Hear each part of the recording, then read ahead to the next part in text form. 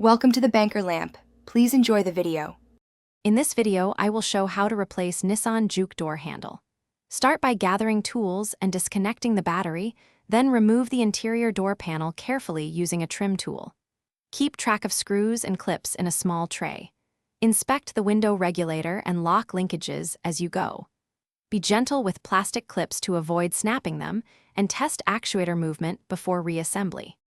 Remove the interior panel by first taking out screws near the armrest and door grab, then prying trim pieces gently with a trim tool.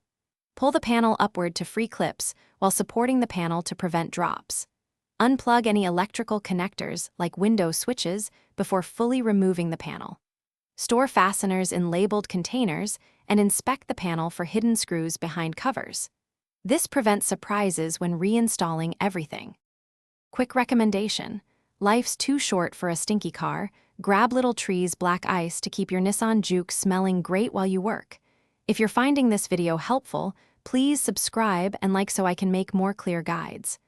I've dropped the Little Trees link and other deals in the description for easy access. Thanks for the support. Now let's get back to the video.